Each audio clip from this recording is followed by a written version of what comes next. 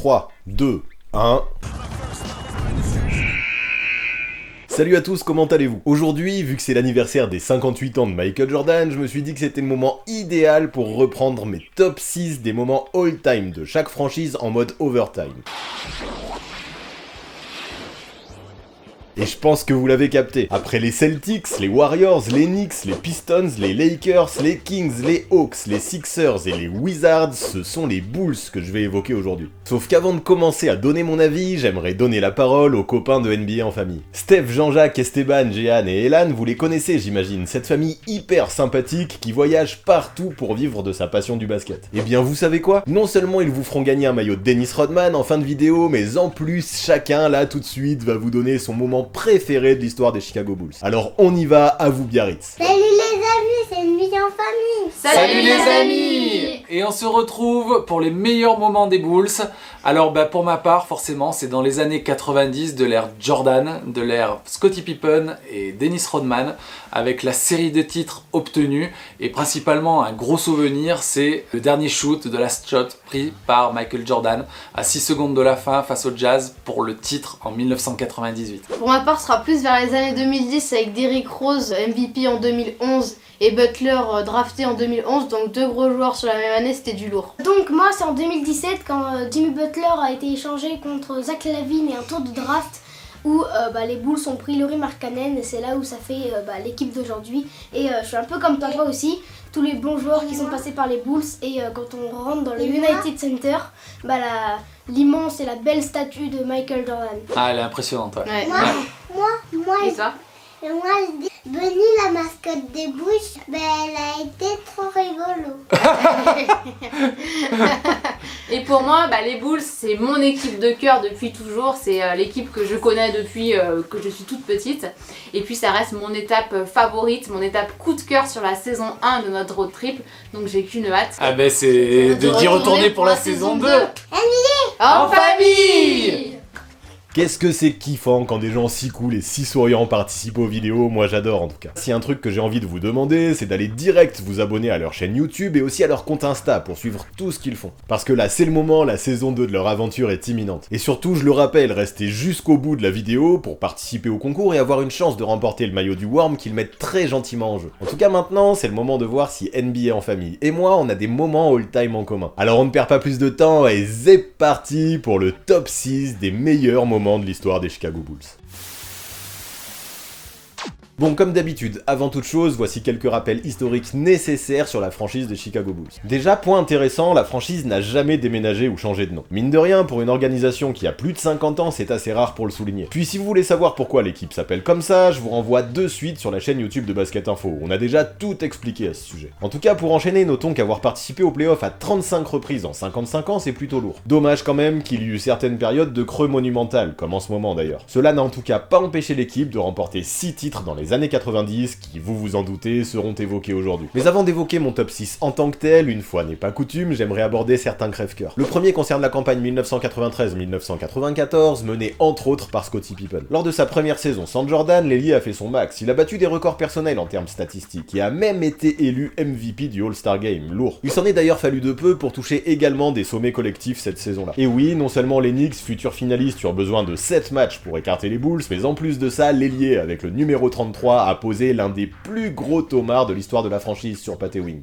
Un grand moment donc pour lequel malheureusement je n'ai pas réussi à trouver de place. Mon crève-cœur numéro 2 concerne lui les playoffs 1967, ça date. Les Bulls, alors franchise d'expansion, ont participé à la post-season alors que c'était leur première campagne dans la ligue. Franchement c'est fort et perso je n'ai pas réussi à faire aussi bien dans ma playlist gaming cette année avec les Six Men. Enfin troisième et dernier crève-cœur, les playoffs 2005. Après 6 ans de longue traversée du désert, les Bulls ont finalement retrouvé la post-season grâce à une équipe de battants menée par Kirk Heinrich, Ben Gordon, Luol Deng et Eddie Curry. Même s'ils furent sortis rapidement lors du premier tour, l'exploit était de taille. Mais vous vous en doutez, si tout ça je n'en parle pas, c'est que j'ai trouvé des trucs encore plus énormes, en tout cas selon moi, à raconter. En numéro 6, je veux vous parler des concours. Qui dit concours de dunk bien évidemment, mais aussi concours de tir à 3 points, et peut-être même Skills Challenge. Évidemment, je commence par ce qui est le plus connu, les 2 victoires de Michael Jordan au Slam Dunk Contest en 1987 et en 1988. Ses duels avec Dominique Wilkins, et notamment son tomard depuis la ligne des lancers francs sont devenus emblématiques et auront clairement marqué plusieurs générations. Bon, après, il y a eu quelques controverses quand même en 88. Est-ce que Michael Jordan méritait vraiment un 50 pour son dunk de la ligne des lancers francs, vu qu'en vrai il lui a fallu 2 essais pour le réussir? Est-ce que Dominique Wilkins ne méritait pas plus de 45 vu la créativité de son troisième dunk? Ou est-ce que le fait que ce concours était à Chicago n'a pas avantagé Jordan? Tout ça pour moi ce sont de vraies questions sur lesquelles il y a des débats réels. Ceci dit, ce que la légende retiendra de façon prioritaire, c'est le doublé de MJ, et ces 2 concours de dunk resteront iconiques dans l'histoire des Chicago Bulls. De son côté, Jordan est à ce jour l'un des 4 seuls joueurs à avoir remporté 2 concours de dunk de suite. Donc déjà ça c'est pas mal, mais à mes yeux, pour une 6ème place, vu les crève-cœurs que j'ai évoqués plus tôt, c'est un peu faible. Alors Craig Hodges, vous connaissez? Oui, non? Eh bien écoutez plutôt. Le mec était un spécialiste du concours à 3 points. Pendant 8 ans de suite, il a été invité à y participer, et son talent dans le domaine n'était plus du tout approuvé. Bon, c'est beau de participer, mais dans une telle vidéo, moi perso, c'est plutôt les résultats et les accomplissements qui m'intéressent. Ah bah t'es là toi, c'est rare que t'arrives si tard. Mais pour les résultats ou les accomplissements, ne t'en fais pas. Hodges n'a pas fait que participer, puisqu'il a aussi gagné à 3 reprises, en 1990, 1991 et 1992. Puis aujourd'hui encore, le gars détient le record du plus de shoots réussis consécutivement dans un tel concours, avec 19. 19 paniers à 3 points qui s'enchaînent en mode concours, vous imaginez le truc? Avec 25, il est aussi le recordman de points sur un tour de l'ancienne formule à égalité avec Jason Kapono. Il est également le seul joueur de l'histoire avec Larry Bird à avoir remporté le concours 3 fois, et en plus 3 fois de suite. Franchement, qu'est-ce que tu veux, Craig Hodges dans les concours à 3 points, c'était juste très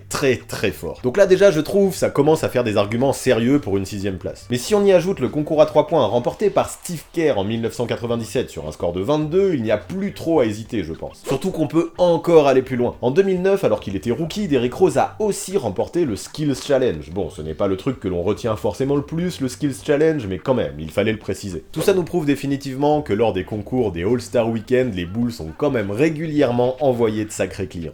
Pour la place numéro 5, retour dans les années 60-70 à une période qui n'est pas forcément la plus connue de tous. Pourtant, cette équipe de Chicago, menée entre autres par le duo Bob Love-Jerry Sloan, était sacrément performante. En 8 ans passés ensemble, ce duo a participé 6 fois aux playoffs consécutivement, de 1970 à 1975. Pour la petite histoire d'ailleurs, et pour faire plaisir à Elan, sachez que c'est à cette époque qu'est apparue la mascotte Benny the Bull, ça date. Mais revenons à notre duo qui, mine de rien, n'était pas tout à fait seul. Yes, en plus d'être coaché par Dick Motta, il était accompagné par Chet Walker et Norm Van Leer, ça commence à faire quelques noms calibrés quand même. Et forcément, toute cette petite équipe a réalisé de belles perfs. En particulier, j'en retiendrai 2, et pour commencer, les playoffs 1971. Ok, l'équipe de l'Illinois s'est faite éliminer au premier tour, mais ils ont si bien combattu. En phase 2 se dressaient les Lakers de Wilt Chamberlain, qui clairement furent poussés dans leur retranchement, car il ne leur aura pas fallu moins de 7 matchs pour s'imposer. Malheureusement, dans le game décisif, les 24 points de Bob Love et les 24 points de Jerry Sloan ne furent pas suffisants. Le Big Dipper, avec 25 points, 19 rebonds et 9 passes décisives, était juste trop fort. Mais ce n'est pas grave, car de vraies choses prometteuses avaient été montrées pour la suite. La preuve, puisqu'en 1974 et en 1975, la team atteint les finales de conférence pour la première fois de son histoire. Là, en 75, face aux Warriors, futurs champions, les finales sont passées tout près. Mais encore une fois, dans le match 7, les adversaires, menés cette fois-ci par Rick Barry et Jamal Wilkes, ont été trop puissants. Cette défaite marqua la fin d'une époque pour Chicago, qui avec un Jerry Sloan vieillissant et proche de la retraite, ne participa pas aux playoffs l'année suivante. En tout cas, cette équipe et ce duo, on en parle peu, et c'est dommage, je les trouve clairement sous-cotés tant ils ont fait de belles choses. Voilà pourquoi j'avais à cœur de mettre cette période en valeur en lui offrant la 5ème place de mon classement du jour. Pour le rang numéro 4, on va parler du début de carrière de Michael Jordan. Si entre 1984 et 1990, l'arrière n'a rien gagné collectivement, individuellement, il était au sommet. Ah, il n'a pas fait que remporter des concours de dunk controversés donc. Eh bien, tu vas voir que non. Choisi avec le 3ème pick de la draft 1984 derrière Hakeem Olajuwon et Sam Bowie, celui que l'on allait surnommer plus tard Sa Majesté est arrivé dans une équipe des Bulls au fond du seau. Ouais, la franchise de l'Illinois n'avait participé qu'une seule fois aux playoffs sur les 7 dernières années. Après ce qu'avait montré Bob Love et Jerry Sloan les années précédentes, ça faisait un peu tâche. Heureusement, Zorro est arrivé.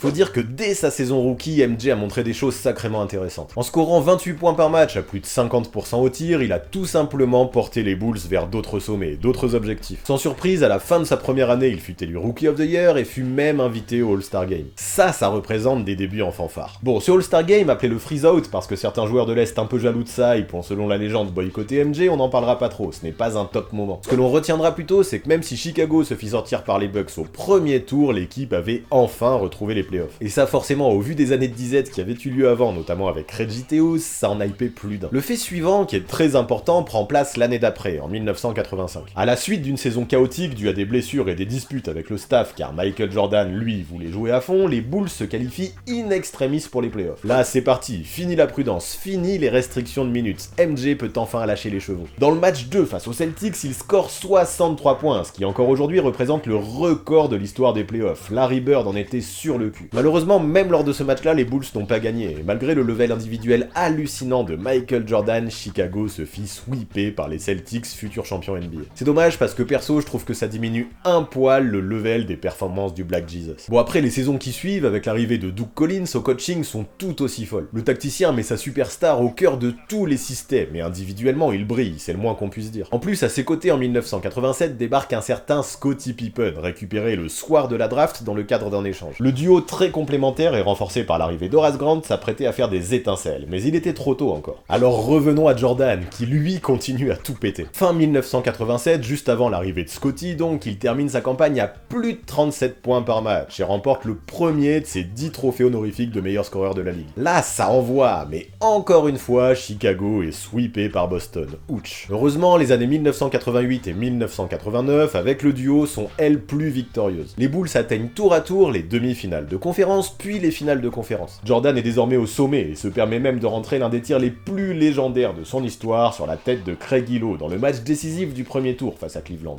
Boum, le mec semble intouchable. Pour résumer vite fait, sur ces 2 saisons, il remporte 2 trophées de MVP et un autre de meilleur défenseur. Individuellement, l'arrière domine la ligue de façon complètement inimaginable. Le All-Star Weekend à Chicago, lors duquel il cumulera le trophée de MVP du match et la win du Slam Dunk Contest, comme on l'a expliqué plus tôt, restera également dans les mémoires. Mais le plus important pour écrire sa légende doit arriver en playoff. Et à chaque fois, face aux Bulls, les Pistons, grâce à leur défense rude et leur stratégie anti-Jordan, s'en sortent victorieux. L'arrivée de Phil Jackson en 1989 et le trade de Charles Oakley pour Bill Cartwright n'y changeront rien, au moins dans un premier temps. Même si Michael Jordan en saison affole les compteurs en allant marquer jusqu'à 69 points face aux Cavaliers, encore eux, les Bulls échouent une nouvelle fois en finale de conf face aux Pistons, devenus alors les ennemis jurés. Mais ces Pistons, on reviendra dessus plus tard, parce que ouais, pour cette place 4, j'arrête ici. Nous avons d'ores et déjà bien assez d'éléments pour prouver à quel point individuellement Michael Jordan a dominé. Le reste, ce sera pour une autre histoire, en tout cas, là, la fusée était prête à être lancée. Pour la place numéro 3, revenons à une époque plus récente. Je vais parler des 4 premières saisons épiques de Derrick Rose à Chicago. Drafté en 2008 avec le first pick, le meneur est vite devenu la pierre angulaire de l'équipe, en étant élu Rookie of the Year grâce à une saison à 17 points et 6 passes. Si suite à sa draft, les Bulls retrouvent les playoffs après un an d'absence, la vraie explosion aura réellement lieu 2 ans plus tard. En effet, au début, Chicago a beaucoup tâtonné pour entourer D-Rose, enchaînant transfert sur transfert et ne passant jamais un premier tour en post-season. Bon, il y a quand même eu de beaux trucs à souligner, mais d'un point de vue collectif, encore, selon moi, ça ne va pas assez haut. Quand pour son premier match de post-season, il a compilé 36 points et 11 passes, soit le record de points pour un rookie lors de ses débuts en playoff ex-aequo avec Karim Abdul-Jabbar, le gamin a fait monter la sauce un peu. Normal que ça fasse le buzz, ça j'ai envie de dire. Surtout que la série face aux Celtics, alors champion en titre et poussé jusqu'au 7ème match, s'est joué à rien. Perso, je me rappellerai toute ma vie du Game 6 remporté par les Bulls après 3 prolongations. L'équipe avait plein de potentiel et était prête à tout exploser. Il y avait de quoi être optimiste à Windy City. Sauf que l'année suivante, même si individuellement D-Rose faisait mieux, les Bulls, eux, collectivement paraissaient stagner. Alors quand lors de l'été 2010, Tom Thibodeau est arrivé avec sa dégaine de mafieux, il a directement remis les choses dans l'ordre. L'idée était simple, magnifier le talent de Derrick Rose en donnant de la valeur à tous les guerriers qui étaient autour de lui. C'est là que des gars comme Boozer, Deng, Noah, Gibson et Korver ont pris une valeur folle. Ils étaient les role players qui permettaient aux jeunes meneurs de briller. Je pense que d'ailleurs, même si c'est une autre histoire, les fans de Chicago ne peuvent qu'être ravis de la carotte qu'a mise Carlos Boozer lors de l'intersaison au Utah Jazz.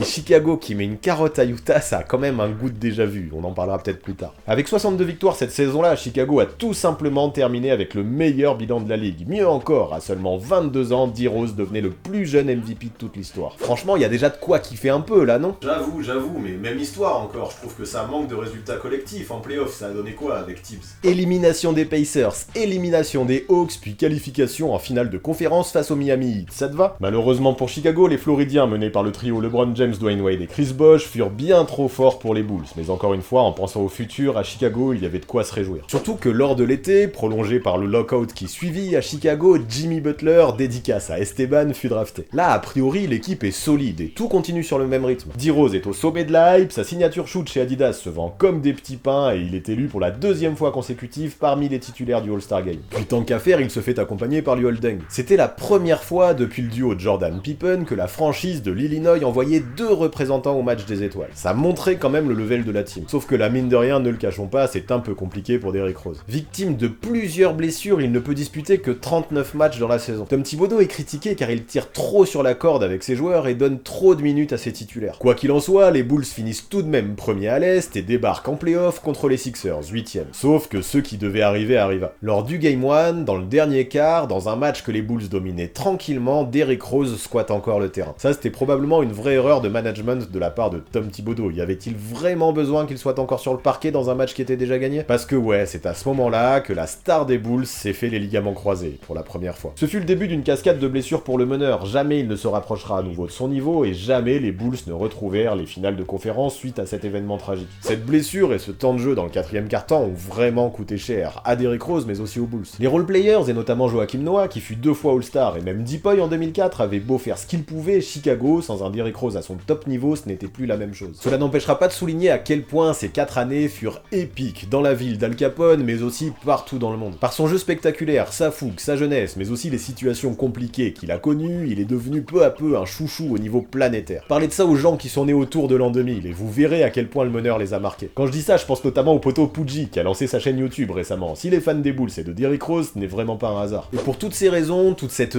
hype qu'il a provoquée, je trouve qu'une place sur le podium est amplement méritée.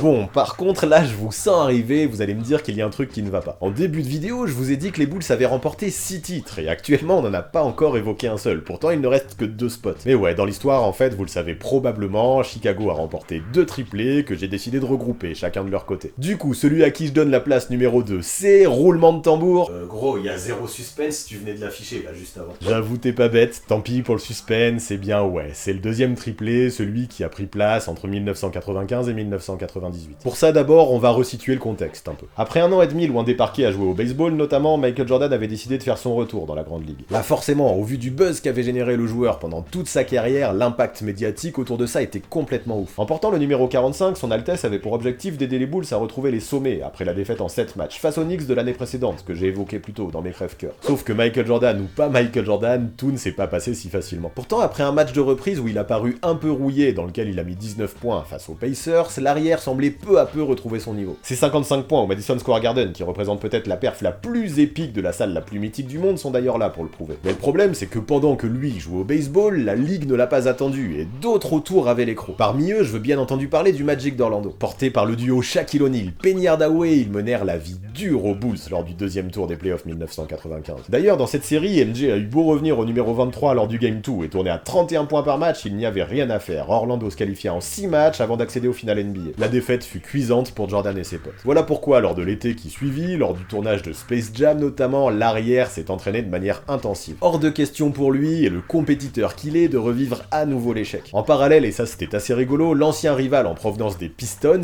Dennis Rodman, venait d'être recruté. Les relations s'annonçaient tendues. Tout le monde savait que son caractère ne serait pas simple à gérer, mais si ça permettait de gagner, tout le monde devrait l'accepter. Et là, tout ce que l'on peut retenir finalement, c'est que cette association a fait des miracles. Dès la première saison du trio Jordan, Pippen, Rodman sous le même maillot, l'équipe avec 72 victoires obtient le meilleur bilan de la NBA all-time pour l'époque. Et même si depuis les Warriors sont allés jusqu'à 73, à ce moment-là, c'était un truc de malade. Ainsi, de façon assez logique, pendant 3 ans, les distinctions individuelles ont plu. Michael Jordan, par exemple, fut élu MVP en 1996 et en 1998, tout en étant en parallèle 3 fois meilleur scoreur de la ligue. Pour couronner le tout, il fut même élu MVP du All-Star Game 1998 en y réalisant le premier triple-double de l'histoire. Dennis Rodman, de son côté, termina 3 fois meilleur rebondeur en 3 ans. Phil Jackson fut élu coach de l'année en 96. Et comme d'hab, Scottie Pippen, qui était moins sous les projecteurs, faisait tout le travail de l'ombre pourtant tellement nécessaire. Mais surtout, pendant ces 3 années, évidemment, les Bulls sont allés 3 fois au bout. Alors plutôt que de vous parler de chaque finale une par une, ce qui pourrait être barbant, je vais vous lister mes meilleurs souvenirs de ces titres. Par ordre chronologique, je commence par le duel Jordan-Payton de 1996. Franchement, The Glove dans ces finales s'est surmené lorsqu'il fut mis en défense sur MJ.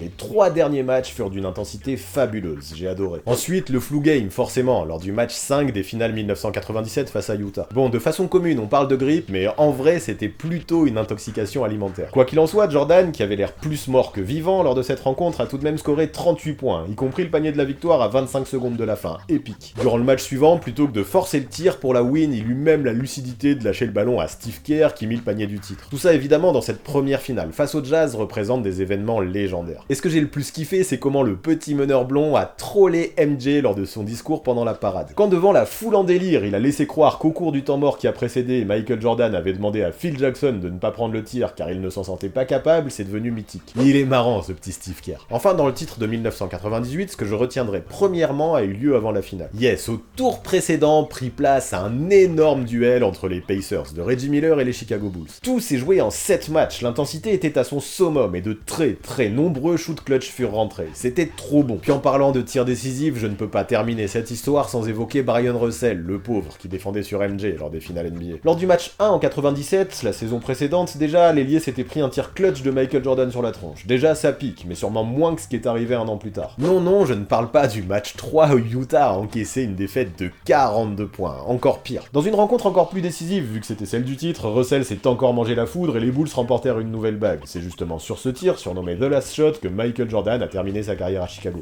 Et franchement, vu le level atteint lors de ces 3 années, c'est tout à fait logique qu'elle soit si haut placée. Mais vous l'imaginez, si au-dessus il y a encore quelque chose, c'est que personnellement j'ai préféré le premier triplé. Alors ça s'est joué à rien, et tout est discutable, mais je ne sais pas. Non seulement je trouvais qu'après toutes ces galères face aux Bad Boys de Detroit, ça avait une valeur énorme de passer enfin cet obstacle, mais en plus de ça, je pense qu'il n'y a rien de tel qu'une première fois.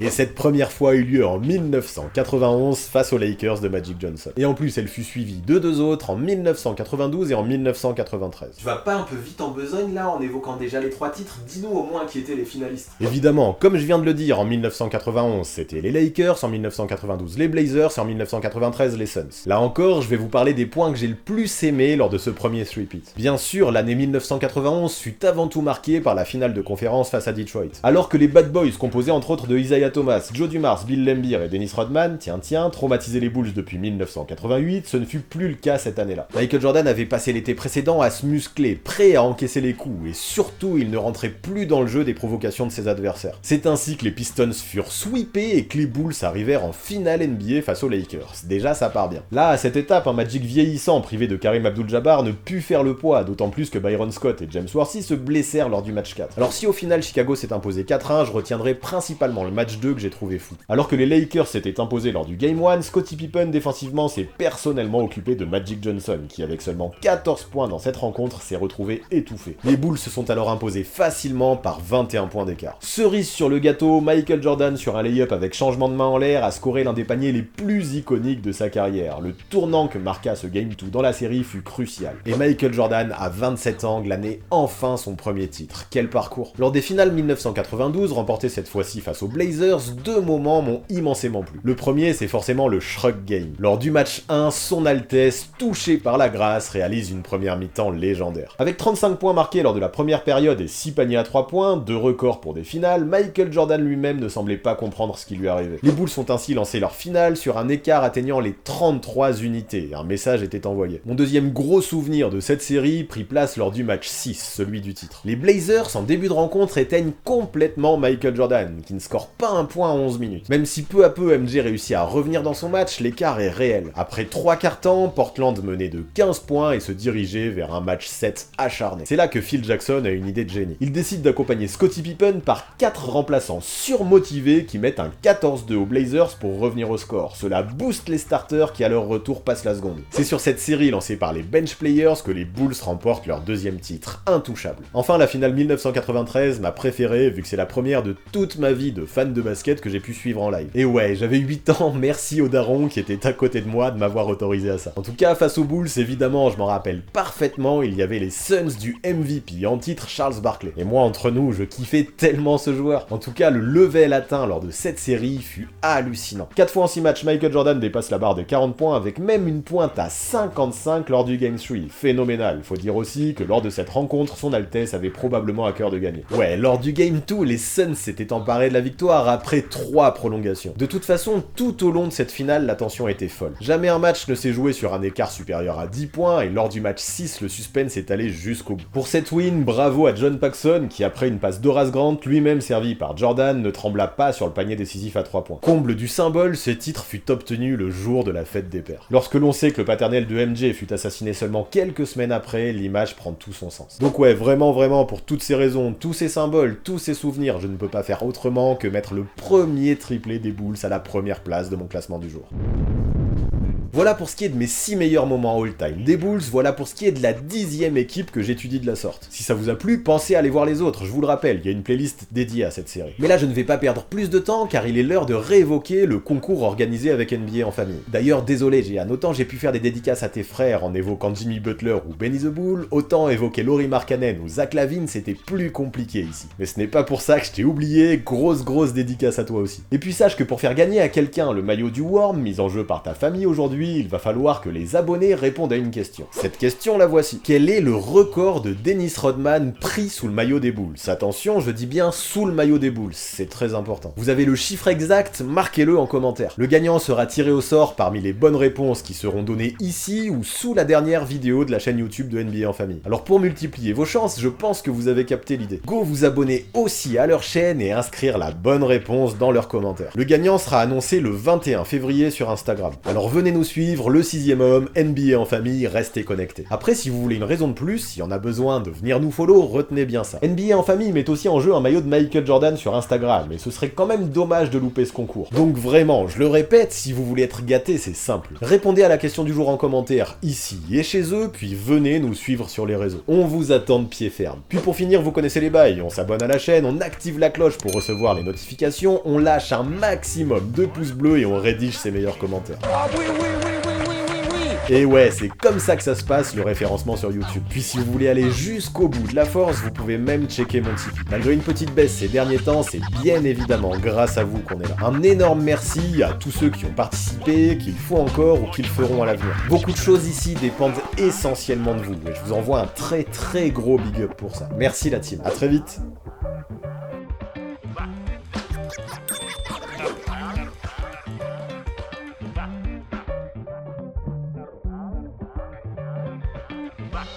Bye.